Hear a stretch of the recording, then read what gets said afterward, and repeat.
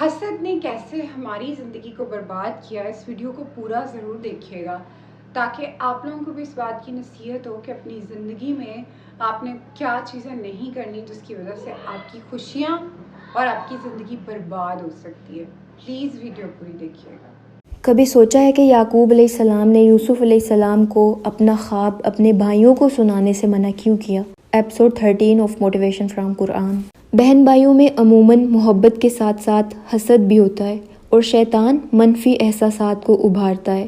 اس لیے جس سے خون کا رشتہ ہے بعض اوقات اس کی نعمت بھی انسان کو برداشت نہیں ہوتی۔ یعقوب علیہ السلام انتہائی سمجھدار انسان تھے اور بچوں کے تعلقات بھی اچھے سے سمجھتے تھے اور خواب کی تعبیر بھی جانتے تھے کہ اس کا کیا مطلب ہے۔ اس لیے یوسف علیہ السلام کو منع کر دیا کہ اپنے بھائیوں کو خواب نہیں سنانا ورنہ وہ تمہارے خلاف چال چلیں گے۔ اس کے بارے میں ایک حدیث بھی ہے کہ اپنے منصوبوں کی تکمیل کے لیے رازداری سے کام لو، کیونکہ ہر نعمت والا شخص حسد کیا جاتا ہے۔ تو ہر خواب ہر کسی کو سنانے والا نہیں ہوتا۔ آپ کی نعمت ہر کسی کو اچھی نہیں لگتی۔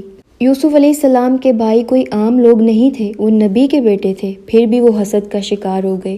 تو حسد کرنا انسان کی کمزوری ہے، اگر انسان اس پر قابو پا جائے تو ٹھیک ہے، ورنہ شیطان اس کو نہیں چھوڑتا۔ حسد بیسیکلی ہے کیا؟ حسد کہتے ہیں کسی صاحب نعمت کی نعمت کے زوال کی تمنا کرنا، یعنی اگر میرے پاس نہیں ہے تو اس سے بھی چھن جائے۔ بہن بھائیوں سے پیارے رشتے اور کیا ہوتے ہیں، لیکن یہ خرابی ان میں بھی آ جاتی ہے۔ اس میں مشہور مثال حابیل اور قابیل کی ہے کہ بھائی نے بھائی کو حسد کی بنا پر قتل کر دیا۔ تو صرف اللہ کا ڈر ہی انسان کو اس خرابی سے بچا سکتا ہے۔ اور دوسرا یہ کہ اپنی ہر نعمت کا اعلان کرنا ضروری نہیں، رازداری سے ہمیں بڑا شوق تھا اپنی چیزوں کو شیئر کرنے کا، لگانے کا۔ تب تو ہمارے مائنڈ میں یہ بھی نہیں تھا کہ ہم دکھاوا کر رہے ہیں، یا ہمارے مائنڈ میں یہ بھی نہیں تھا کہ ہم کسی کو امپریس کر رہے ہیں۔ بس ہم تو ایسے ہی رینڈملی اپنی ویڈیوز وغیرہ بنا کر ڈالتے رہتے تھے۔ کبھی اس چیز کی بھی فکر نہیں ہوئی تھی کہ بہت اچھے ویوز آئیں، کیونکہ الحمدللہ اتنا اچھا وقت تھا کہ ہمیں ضرورت ہی نہیں کبھی محسوس ہوئی کہ ہم ایسا سوچیں یا ہم ایسا کریں۔ ہم اپنی لائف میں بہت خوش تھے، بہت مگن تھے۔ 1.5 سال ہو گیا، 1.5 ایئر سے ہماری لائف ایسی میسڈ اپ ہو گئی ہے۔ 1.5 سال سے ہماری زندگی میں سب سے پہلے جو سکون برباد ہوا نا، وہ ہمارے میاں بیوی کے درمیان کا ہوا، کیونکہ ہمارا ہنسی مذاق، کھیلنا، ایک دوسرے کو پیار کرنا، ایک دوسرے کی باتوں کو شیئر کرنا، کبھی اسنیپ چیٹ پہ ڈال دیا، کبھی انسٹاگرام کی سٹوری پہ ڈال دیا، کبھی واٹس ایپ کا اسٹیٹس لگا دیا، کبھی یوٹیوب پہ ویڈیو بنا کے ڈال دی، ہنستے مسکراتے۔ یہاں پر آپ میرے چہرے کی اسمائل دیکھیں، الگ ہے۔ یہاں پر میرے شوہر کے چہرے کی اسمائل دیکھیں، آپ بالکل الگ ہے۔ ہمیں اتنی چھوٹی چھوٹی چیزوں کو لوگوں سے شیئر کرنے کی اتنی عادت تھی۔ کبھی رشتہ داروں میں جانا، تب بھی اچھے سے کپڑے پہن کے جب ریڈی ہو کے جانا تو سب لوگ پوچھتے تھے کہ آپ نے کپڑے کہاں سے خریدے ہیں، بہت ہی پیارے کپڑے ہیں، کہاں سے لیے ہیں آپ نے، کون سے شاپنگ مال سے لیے ہیں۔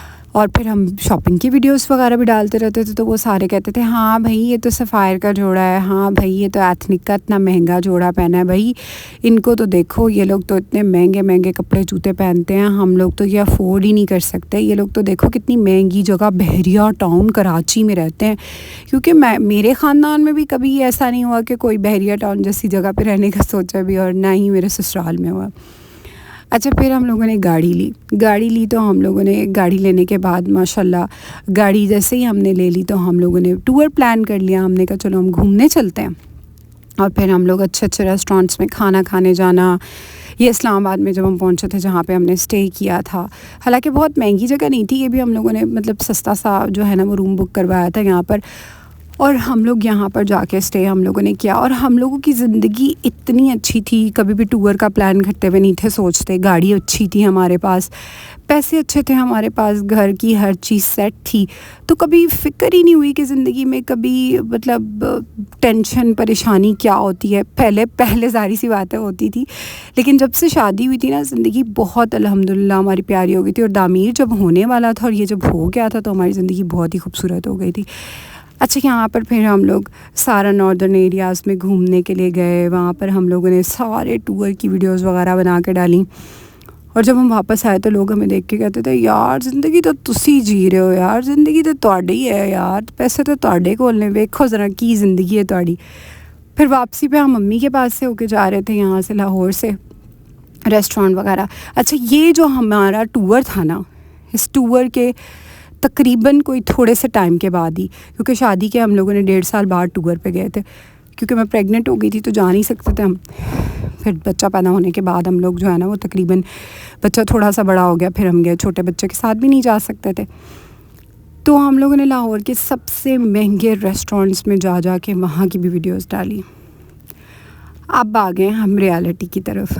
کچھ بھی نہیں رہا، ہر چیز ختم ہو گئی، ایون گاڑی تک ختم ہو گئی، اور ہمارا ایک کے بعد ایک جو حالات برے چل رہے ہیں، اور ساری چیزیں ایسی ہو گئی کہ مطلب اب اس وقت کو یاد کر کے رونا آتا ہے کہ کاش ہم نے کبھی کسی سے کچھ شیئر ہی نہ کیا ہوتا، کاش ہم نے کبھی کسی کو کچھ بتایا ہی نہ ہوتا. اگر ہم نے کبھی کسی کو کچھ نہ بتایا ہوتا، ہم نے دنیا کو نئی ڈھنڈورے پیٹے ہوتے کہ ہماری زندگی کیسی چل رہی ہے اور ہم لوگ کتنے خوش ہیں، ہمارے میاں بیوی میں کوئی پریشانی نہیں ہے. آج جس حالات میں ہم ہیں نا، اور آج جس وقت سے ہم گزر گئے، یہ کبھی بھی نہ آتا ہمارے اوپر.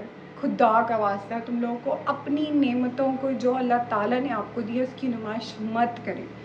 جب بھی آپ اپنی نمائش کرتے ہیں، اللہ کی دی ہوئی چیزوں کی نمائش کرتے ہیں، وہ آپ کی زندگی کو برباد کر کے رکھ دیتی ہے. اپنا ہر سب کچھ چھپا کے کھائیں. حضرت علی کا قول ہے کہ تم کوئی کھانا بھی کھاؤ تو اس کو بھی ڈھک کر کھاؤ. فیڈر میں بچے کو دودھ دو تو اس کو بھی ڈھک کر دو. اپنی زندگی کی اور اپنی خوشیوں کی خود حفاظت کریں. اللہ تعالیٰ ہم سب کا حامی و ناصر ہو. اپنا بہت خیال رکھیے گا. پلیز میرے لیے دعا ضرور کیجیے گا، اور میں آپ سب لوگوں کے لیے دعا گو. اللہ حافظ.